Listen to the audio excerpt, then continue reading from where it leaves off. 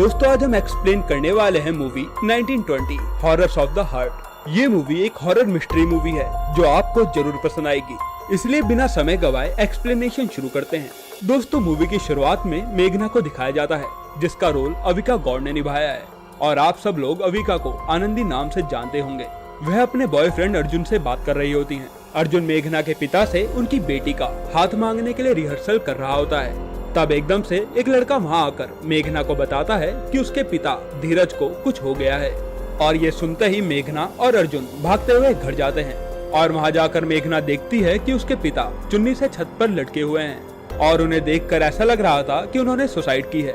और जैसे ही पोस्टमार्टम की रिपोर्ट आती है, डॉक्टर मेघना के पिता का डेथ सर्टिफिकेट देने से ही मना कर देते हैं और बताते हैं कि उसके पिता का हार्ट उसके शरीर में है ही नहीं।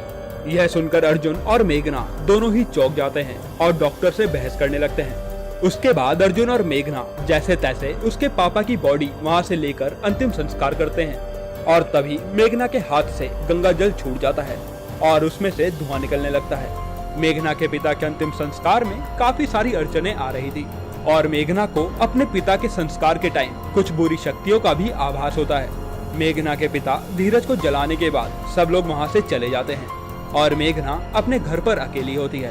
तब उसको मेज के ड्रॉअर के अंदर एक किताब मिलती है जिसमें मेघना के पिता धीरज ने लिखा हुआ था कि अगर तुम ये किताब पढ़ रही हो तो इसका मतलब मैं मर चुका हूँ और मेरे मरने की सारी वजह उसकी माँ राधिका है और उसने ही मुझे मारा है।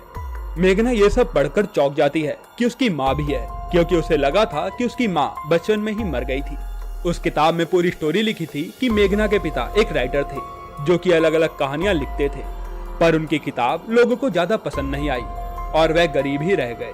लेकिन मेघना की माँ राधिका पैसे की भूखी थी।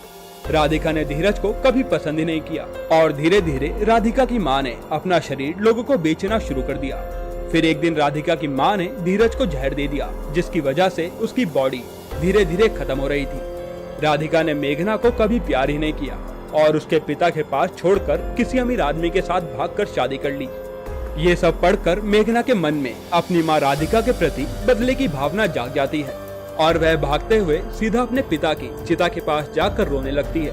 फिर एकदम से रोशनी आती है और मेघना को उसके पिता धीरज की आत्मा दिखाई देती है। मेघना अपने पिता की आत्मा को कहती है कि वह उसकी माँ राधिका को कभी माफ नहीं करेगी और उसके पिता की मौत का बदला जरूर लेगी। और उसके पिता भी कहते हैं कि वह जिंदगी और मौत के बीच आत्मा बनकर रहेंगे और मेघना की उसकी माँ से बदला लेने में मदद भी करेंगे। अगले सीन में दिखाते हैं कि मेघना की माँ राधिका एक बड़े से आलीशान महल में रहती है जहाँ पर उसका पति और उसकी बच्ची अदिति साथ रहते हैं। जब मेघना अपनी माँ राधिका के घर पहुँचती है तब राधिका की बच्ची की बर्थडे पार्टी चल रही होती है जहाँ पर शांतनु राधिका को बताता है कि उसकी बेटी मेघना उससे मिलने आई है, पर वह मेघना से मिलने के लिए मना कर देती है।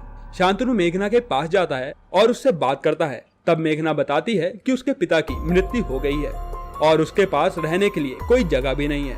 तब शांतनु मेघना को उसकी बेटी बोलता है और उसको वहीं रहने के लिए भी कहता है। ये सब मेघना और उसके पिता की आत्मा की चाल थी जिससे मेघना अपनी माँ राधिका के घर पर रहे और उससे बदला ले सके।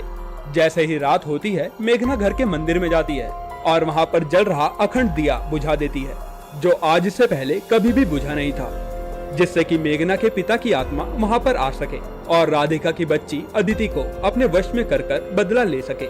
दिया बुझने के तुरंत बाद घर के बाहर एक तांत्रिक को दिखाते हैं जिसका आधा मुंह जला हुआ था। उसका चेहरा इतना डरावना था कि ऐसा लग रहा था कि वही भूत हो। वह तांत्रिक एक मंत्र पढ़ता है और मेघना के पिता की आत्मा को उस घर में छोड़ देता है।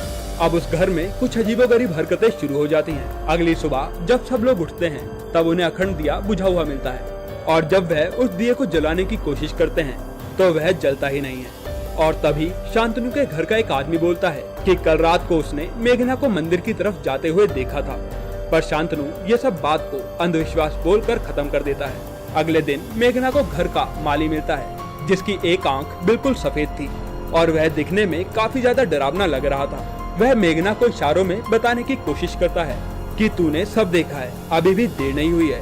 ऐसा लग रहा था कि जैसे वह माली मेघना को किसी संकट से बचाने की कोशिश कर रहा हो। मेघना अपनी छोटी बहन अदिति से मिलती है जो कि मेघना से बड़े ही प्यार से बात करती है और मेघना की उसकी बहन अदिति से काफी अच्छी बॉन्डिंग भी हो जाती है।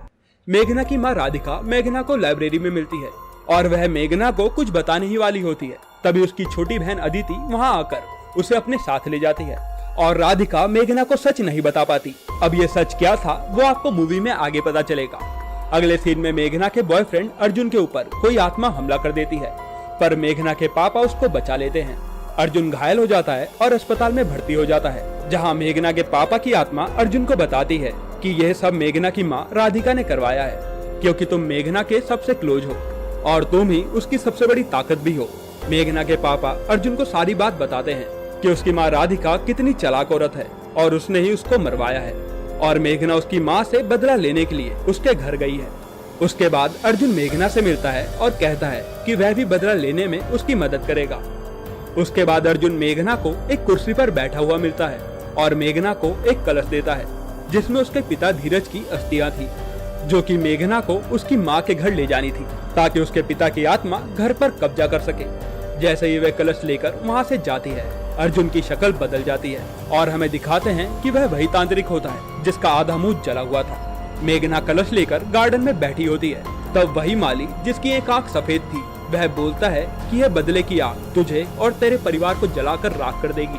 अगर तेरा मन बदल जाए तो तू मेरे पास आ जाना, क्योंकि मैं तेरी मदद कर सकता हूँ। मेघना फिर अदिति के रूम में जाती है और उसके पिता की चिता की राख को एक रुमाल में बांधकर राधिका की बेटी अदिति के पास रख देती है और तुरंत कमरे से बाहर आ जाती है। और तभी मेघना को उसकी माँ राधिका मिलती है, जो कि उसे सच बताने ही वाली होती है, पर मेघना गुस्से में बोलती है कि मेरे बाबा का सच ही मेरे लिए असली सच है और वह वहाँ से चली जाती है।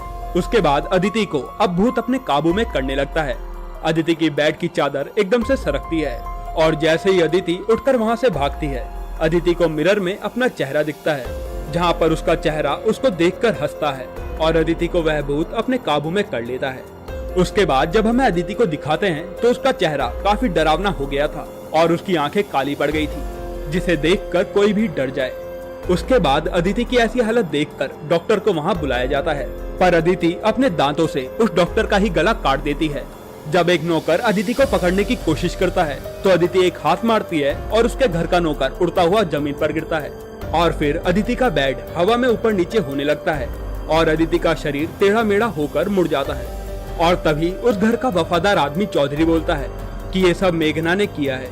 जब से वह यहाँ आई है तब से कुछ न कुछ गलत हो रहा है। पर शांतनु और राधिका मेघना का सपोर्ट करते हैं, जिसे देखकर मेघना वहाँ से चली जाती है, क्योंकि उसको लगता है कि उसकी माँ उसके सामने दिखावा कर रही है। मेघना का बॉयफ्रेंड अर्जुन उसको गार्डन में मिलता है, जहाँ पर वह कहता है कि उसके बदले की आग उनके घर में चारों तरफ फैल गई है। तब वहाँ चौधरी आ जाता है और सब देख लेता है। जैसे वह अपने मालिक के पास बताने के लिए जा रहा होता है, अर्जुन उसको पीछे से मार देता है और मेघना और अर्जुन मिलकर चौधरी की लाश कुएं में डालकर चले जाते हैं। और उसके बाद मेघना और अर्जुन ट्रेन में वापस जा रहे होते हैं। तब मेघना अर्जुन को कहती है कि मैंने अपना बदला तो ले लिया, पर उसे बिल्कुल अच्छा नहीं लग रहा है। उसको ऐसा लग रहा है कि उसने कुछ गलत किया है। मेघना को फिर ट्रेन की खिड़की में अर्जुन की शक्ल दिखती है, जो कि वह तांत्रिक ही होता है, जिसका आधा मुंह जला हुआ था। मेघना वहाँ से डरकर ट्रेन की छत पर चढ़ जाती है, जहाँ अर्जुन गुफा की छत से कटकर मर जाता है। और मेघना वापस अपनी माँ राधिका के घर आ जाती है, जहाँ वह अदिति के अंदर उसके पिता से बात करती है कि मुझे ऐसा लग रहा है कि आपने मुझे जो भी बताया है वह गलत है। मेघना फिर गार्डन में माली के पास जाती है और वह माली एक किताब देता है।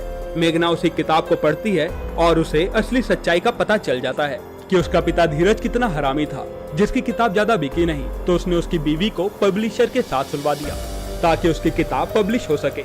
ऐसे ही धीरज ने अपने फायदे के लिए राधिका को बेचना शुरू कर दिया और राधिका को उसकी बेटी मेघना से ही अलग कर दिया। और जब राधिका धीरज की बात नहीं मानती थी तो धीरज उसे धमकाता था कि वह जहर खाकर उसे फंसा देगा। और जब राधिका आत्महत्या करने के लिए जा रही थी तब उसे शांतनु ने बचाया, जिसने आगे चलकर राधिका का साथ दिया। मेघना को अब सारी सच्चाई का पता चल गया था कि उसका बाप ही गलत था। मेघना उसके बाद अपनी माँ राधिका और शांतनु के पास जाती है और सब कुछ सच बताती है कि ये सब उसका ही किया धरा है। तब वह एक बड़े बाबा के पास जाते हैं और उन्हें सब बताते हैं और बाबा कहते हैं कि भूत की शक्तियाँ काफी ज्यादा बढ़ गई हैं और तुम्हें जो भी कुछ पता है मुझे सब कुछ बताओ। तब हमें पता चलता है कि मेघना के बाप धीरज ने एक तांत्रिक से सौदा किया था, वो भी राधिका से बदला लेने के लिए, जिसके बदले उसने अपना दिल तांत्रिक को दे दिया था। और तांत्रिक ने भी उसकी मदद करी भूत बनकर राधिका के घर जाने में और उसकी बेटी अदिति को वश में करने में, जिससे वह राधिका से बदला ले सके। और मेघना को भी याद आ जाता है कि उसके पिता का हार्ट बॉडी से मिसिंग था और उसने सपने में भी उसी तांत्रिक को देखा था जिसका आधा मुंह जला हुआ था। उसके पिता तांत्रिक से बात कर रहे थे कि मेघना की कोई शक्तियां मदद कर रही थी और मेघना के बॉयफ्रेंड को भी उसी के पापा ने मारा है। अब दोस्तों मूवी का क्लाइमेक्स आता है जहां अमावस्या की रात होती है और राधिका की बेटी अदिति को बचाने का सिर्फ एक ही जरिया होता है। अगर वह पूरा नहीं हुआ तो राधिका की छोटी बेटी मर जाएगी और मेघना के परिवार वालों को अदिति को बांधकर गायत्री मंत्र बोलना होता है जो कि बाबा ने उन्हें बताया था। और जैसे ही वह अदिति को बांधकर गायत्री मंत्र पढ़ते हैं, भूत जागरूक हो जाता है और वहाँ पर सबकी पकड़ से भाग जाता है। मेघना, उसकी माँ राधिका और शांतनु अलग अलग होकर अदिति को ढूंढने लगते हैं क्योंकि उनके पास टाइम बहुत कम था। तब अचानक से वहाँ आधा जला मुंह वाला तांत्रिक आता है और शांतनु और तांत्रिक के बीच आपस में खूब लड़ाई होती है। शांतनु तांत्रिक को जैसे तैसे कर मारता है और वहीं पर मेघना के सामने अदिति का भूत आ जाता है और वह मेघना को खूब मारता है। तब मेघना मंदिर में जाती है और माता के त्रिशूल से खुद को मार लेती है और मेघना फिर जिंदगी और मौत के बीच चली जाती है। तब उसके पिता उसे दिखाई देते हैं जिन्होंने अदिति को वश में किया था। तब मेघना अपने पिता से लड़ती है और उनको पकड़कर आसमान में रोशनी की ओर ले जाती है। पर जैसे ही मेघना और उसके पिता की आत्मा आसमान में जा रही होती है, तभी अर्जुन की आत्मा वहाँ आकर मेघना को बचा लेती है और मेघना के पिता धीरज की आत्मा आसमान में चली जाती है और उसको मुक्ति मिल जाती है।